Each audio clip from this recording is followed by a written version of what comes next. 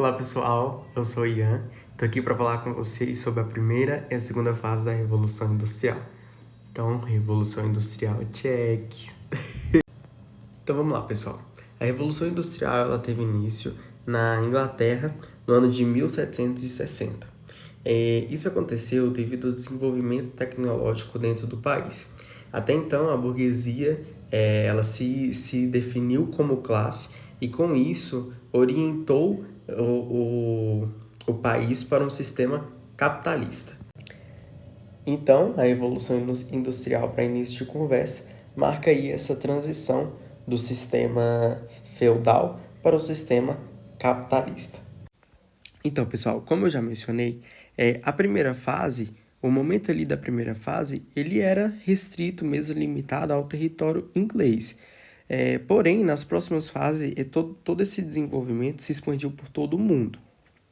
Então, pessoal, como principal característica desse período, a gente tem uma mudança no processo produtivo. Então, antes da Revolução Industrial, a gente tinha os trabalhadores que faziam o trabalho à mão mesmo e das suas próprias casas. Após a Revolução, a gente tem, com a evolução tecnológica, as máquinas passam a fazer parte da produção. Então, os trabalhadores precisam deixar de produzir em casa e ir para as indústrias, para as fábricas, para produzir juntamente com a operação das máquinas. Então, com as máquinas na indústria, uma nova maneira de produzir é instalada. A partir disso, a produção se torna uma produção em massa. Então, antes da Revolução Industrial, os trabalhadores produziam dentro das suas próprias casas e produziam o produto, começavam a produzir o produto e iam até chegar ao produto final. Dentro da Revolução Industrial, não. Passa então a ser visada uma divisão de trabalho. Então, os trabalhadores eram divididos para produzir cada parte de um produto, até no final juntar todas essas partes formando o produto final, fazendo assim uma produção em massa, aumentando a produção e também aumentando o lucro. Então, pessoal, agora com as máquinas nas indústrias, os trabalhadores precisariam virar funcionário das máquinas, funcionário das fábricas. Com isso, o padrão de consumo e de energia muda. Antes, a energia totalmente gasta pelo homem, agora é uma energia que se torna tecnológica. Energia eólica, energia a vapor e energia hidráulica. E a principal fonte de consumo da época após as máquinas é o carvão, que servia como energia para as máquinas, principalmente para as máquinas a vapor. A principal indústria da primeira fase é a indústria têxtil, com produção de tecidos de algodão, que se tornou a principal fonte de exportação e que contribuía para a economia do país. Então, pessoal, para a gente fechar aí a primeira fase da Revolução Industrial, a gente precisa falar sobre as consequências que foram geradas aí dentro do período. Então, a primeira que a gente já falou é a substituição da mão de obra pelas máquinas. Então, a gente tem a maquinofatura substituindo a manufatura. Outra questão é a desvalorização da mão de obra. Então, os trabalhadores começam a vender sua mão de obra, porém sem direito trabalhista nenhum, tendo que trabalhar uma jornada muito grande e recebendo muito pouco. A partir disso também, duas classes são muito bem definidas a partir dessas observações, que é a burguesia e o proletário. Como a gente viu, a produção das máquinas aumenta o lucro.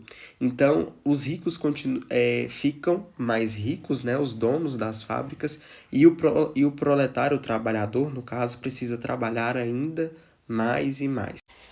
Galera, agora nós vamos falar sobre a segunda fase da Revolução Industrial. A segunda fase, pessoal, ela vai ter início ali no ano de 1856 e vai ter o seu fim lá pro final da Segunda Guerra, para os anos de 1945. Essa segunda fase, ela buscou dar continuidade à primeira, preenchendo algumas lacunas que foram deixadas para trás e aprimorando algumas técnicas. Então, para a gente listar aqui algumas características da da segunda fase, a gente tem um aprimoramento de técnicas e o surgimento de novos meios de produção. A principal fonte de consumo, que antes era o carvão, agora se torna o aço, a eletricidade e o petróleo. Existe ali essa valorização de uma produção em massa mais viabilizada, com mais força ainda. Também como característica, a gente tem uma automatização do trabalho, então colocando as máquinas para trabalhar mais ainda do que a mão de obra. A gente tem a expansão das ferrovias, que vai possibilitar o aumento do mercado consumidor. Também surgem novas relações de trabalho e uma racionalização do trabalho. Então, como eu poderia produzir um produto com um menor custo e em menos tempo? Existe também um avanço no campo, então as máquinas agrícolas, e uma fortificação da produção automobilística. Então é onde vai ter aí o surgimento de novas produções de trabalho envolvendo o setor automobilístico. Então vamos lá. A gente precisa entender então como aconteceu essa transição de primeira e segunda fase da Revolução Industrial. Então, a partir de revoluções burguesas, como a Revolução Francesa e a Revolução Inglesa, é que tinham ali essa luta com viés de pensamentos liberalistas. A partir dessas revoluções, as relações capitalistas de trabalho foram se fortificando cada vez mais. Então, a burguesia se tornou uma classe de dominação social. Com esse fortalecimento do capitalismo, esses avanços eles foram crescendo e se expandindo por todo o mundo. Então, a partir da segunda fase, a gente já tem esses avanços, essa revolução se expandindo por todo o mundo. Então, com essa expansão aí da Revolução Industrial por todo o mundo, a gente tem algumas consequências que foram geradas a partir dessa segunda fase. Então, a gente tem uma concentração do capital na mão dos donos das grandes empresas, ou seja, da burguesia.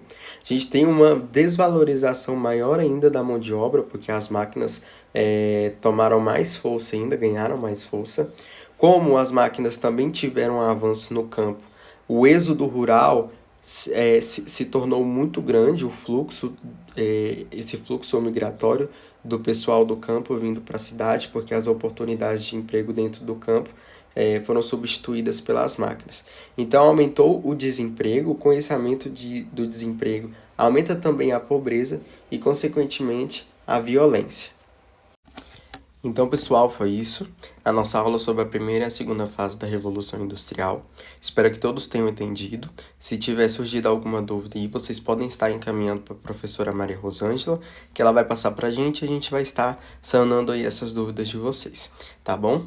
Agora eu vou deixar vocês com a minha amiga de PIBID, a Dani, que ela vai dar continuidade aí ao conteúdo, tá bom?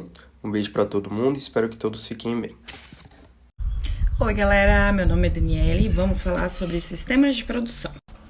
No início do século XX, duas formas de organização de produção industrial provocaram então mudanças significativas no ambiente fabril: o Taylorismo e o Fordismo. Lembrando também que os sistemas de produção são compostos por um conjunto de atividades e operações envolvidas na produção de bens ou serviços que interagem entre si. Então, cada qual com a sua responsabilidade e a sua integração vai determinar então o resultado do sistema como um todo. Vamos começar falando sobre o Taylorismo. Esse aí é Frederick Taylor, um engenheiro mecânico que desenvolveu uma série de métodos para a produção industrial que ficou conhecido então como Taylorismo. De acordo com Taylor, o funcionário ele deveria então apenas exercer sua função ou tarefa em o menor tempo possível durante todo o processo produtivo. O funcionário, por sua vez, ele não tinha o conhecimento de como se chegava então ao resultado final do produto. O Taylorismo ele aperfeiçoou a divisão técnica de trabalho, sendo que o conhecimento do processo produtivo era apenas de responsabilidade do gerente. Gerente esse que também era responsável pela fiscalização do tempo determinado para cada tarefa da fábrica. A característica marcante do Taylorismo foi a padronização e a realização de atividades simples e repetitivas. Taylor ele apresentava grande rejeição aos sindicatos, fato então que desencadeou diversos movimentos grevistas na época.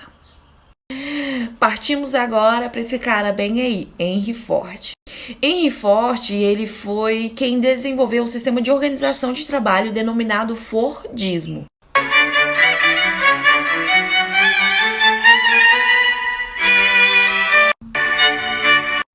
Representado então pelo filme Tempos Modernos de Charlie Chaplin, a principal característica do Fordismo foi então a introdução das linhas de montagem na qual cada operário ficava em um determinado local, realizando uma tarefa específica, enquanto o automóvel ou um produto fabricado se deslocava no interior da fábrica em uma espécie de esteira. Com isso, as máquinas eram quem ditavam o ritmo de trabalho. O funcionário da fábrica se especializava em apenas uma etapa desse processo produtivo e repetia a mesma atividade durante toda a sua jornada de trabalho. Fato, então, que provocava uma alienação tanto física quanto psicológica nos operários, que não tinham noção do processo produtivo dos automóveis. Essa racionalização de produção proporcionou a popularização do automóvel, de tal forma que os próprios operários puderam adquirir seus veículos. Tanto o Taylorismo quanto o Fordismo tinham como objetivo a ampliação da produção com o menor tempo possível e uma maior lucratividade. Taylorismo e Fordismo, eles foram os detentores dos meios de produção através, então, da exploração da força de trabalho dos operários. E o sucesso desses dois modelos fez com que várias empresas adotassem, sendo então essas técnicas utilizadas até os dias atuais.